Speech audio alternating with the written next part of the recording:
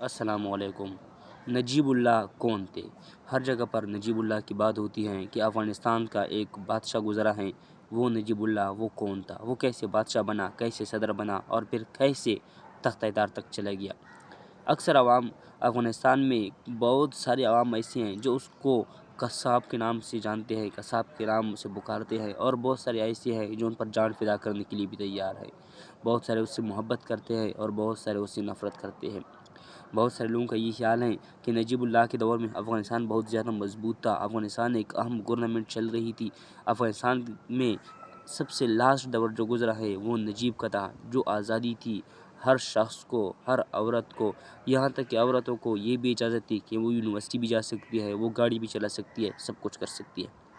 لیکن دوسری طرف نجیب اللہ جو USSR سوویت یونین اس وقت مکمل طور پر استحکام بھی تھی، مستحکم تھی اور پوری دنیا میں پھیلی ہوئی تھی، وہ اس نظریے کا پرچار کر رہی تھی جو کہ نظریہ تھا کمیونزم کا، اور دوسری طرف مغرب تھا جو کہ کیپٹلزم کی پرچار کر رہی تھی، اور یہ نجیب اللہ اس کا مخالف تھا۔ وقت گزرنے کے ساتھ ساتھ 1947 میں جب اس کی پیدائش ہوئی، 1975 میں اس کی تعلیم مکمل ہوئی اور ڈاکٹر بنے، لیکن اس نے باقاعدہ ڈاکٹری نہیں کی، اور یہ اس وقت جو افغانستان میں جو بادشاہ تھا اس نے حفیظ اللہ امین تھے، اس نے اس کو ایک سائیڈ پر رکھ دیا۔ وہ افغانستان میں بادشاہ بنے تھے USSR کی مدد سے، کیونکہ وہ بھی ایک کمیونسٹ ہی تھے، تو اس کو سائیڈ رکھنے کے لیے اس نے اس کو ایران میں ایک سفیر کے طور پر رکھ دیا، اور اس کو پتہ چلا کہ یہ ایران میں میرے خلاف کوئی سازش کر رہا ہے، کوئی منصوبہ کر رہا ہے، تو اس وجہ سے اس نے اس کو بے دخل کر دیا، اور وہ تبعیض سے لے کر اس کو ملک سے باہر نکال دیا، جلا وطن کر دیا، اور یہ یورپ میں اس نے کافی عرصہ گزارا، اور پھر کچھ عرصے کے بعد یہ دوبارہ واپس آ گیا۔ جب دوبارہ واپس آ گیا تو بابرک کرمل کی حکومت تھی، بابرک کرمل ملک کا صدر تھا، وہ بھی کمیونزم نظریے کا پرچار کر رہا تھا اور USSR کا بہت قریبی انسان تھا، تو اس نے اس کو الہاد کا چیف بنایا۔ الہاد جس طرح پاکستان کی انٹیلیجنس ادارہ ISI، امریکہ کا CIA ہے، اس طرح افغانستان کا تھا الہاد۔ الہاد کا چیف بننے کے بعد اس نے وہ ظلم ڈھائے کہ اس کی کوئی حد نہیں تھی، جس کی وجہ سے اس کو قصائی کے نام سے پکارا جانے لگا۔ تو یوں افغانستان میں ایک بندہ جو کہ رشیا سے ملا ہوا تھا، کافی ظلم کیا اس نے۔ 1987 میں اس کی حکومت قائم ہوئی، اور 1987 میں 2 سال میں جب رشیا کی ٹوٹ پھوٹ کا شکار ہوا سوویت یونین کے پاس کوئی پاور نہیں رہی، اور پھر وہ اس کی مزید کوئی مدد نہیں کر سکی، اور پھر 1989 وہ سال تھا کہ اس نے ایک نیا نظام بنایا۔ پہلی اس کی پارٹی کا نام تھا party democratic party of Afghanistan, democratic Republican party of Afghanistan, پھر اس نے اسلامک ریپبلک آف افغانستان کا نام دیا اپنی پارٹی کو، اور افغانستان کا نام رکھ دیا اس نے اسلامک ڈیموکریٹک افغانستان۔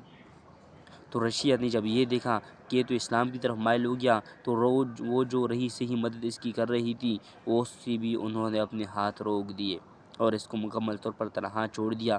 پھر 1996 تک پورے افغانستان میں لڑائیاں ہوتی رہیں، ہر ایک نے اپنی حکومت بنائی تھی۔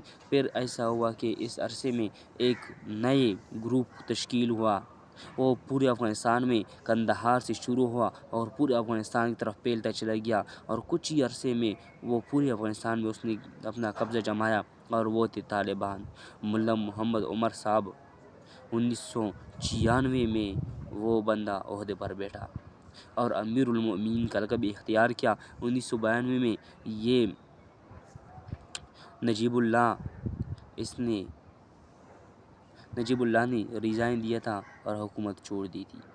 اب اس کو اپنی جان کے لالے پڑ گئے، ہر ایئرپورٹ بھی گیا، وہاں سے روک دیا گیا کہ آپ ملک سے باہر نہیں جا سکتے، تو آخرکار اس کو یونائٹڈ نیشن کے سفارتخانے میں اس کو پناہ لینی پڑی۔ افغانستان کا جو یونائٹڈ نیشن کا جو ادارہ ہے، وہاں پر ان کا جو سفارتخانہ ہے وہاں پر پناہ لی، 4 سال وہاں اس کے اندر رہے۔ لیکن 1996 میں امیر المومنین ملا محمد عمر صاحب آئے، تو اس نے کہا کہ کوئی یونائٹڈ نیشن کا سفارہ تھانہ کوئی چیز نہیں ہے، یہ پورا ایک افغانستان نہیں ہے۔ وہاں سے اس کو نکالا جائے، وہاں سے نکال کے براہ عام بازار میں کابل کے لوگوں نے دیکھا کہ اس کو پھانسی دی گئی، اور یوں نجیب اللہ کا خاتمہ ہو گیا۔ 1996 میں 1947 سے لے کر 1996 49 سال کی زندگی نجیب اللہ گزار کر اس دنیا سے چلے گئے۔ بہت سارے لوگ، وہ لوگ جو کہ اسلام سے وابستہ ہیں، اسلامک نظریہ رکھتے ہیں، جو بھی ہے وہ ہر کوئی اس بندے کا مخالف ہی رہا، کیونکہ یہ سوویت یونین کے ساتھ گٹھ جوڑ اس نے کی اور پورے افغانستان میں وہ تباہی پھیلا دی جس کی کوئی سوچ ہی نہیں سکتا تھا۔ گھر لوٹ گئے، گھر برباد ہو گئے، بچے یتیم ہو گئے، لیکن اس کو کوئی فرق اس سے نہیں پڑا، اور یوں اس کسائی کا، اس ظالم کا، اس جابر کا آخری عمر بہت زیادہ اذیت سے گزرا۔ اور یہ ہمیں سبق دیتی ہے کہ جو بھی ظلم کرتا ہے، جو بھی زیادتی کرتا ہے، اس کی آخری عمر بہت ہیبتناک ہوتی ہے۔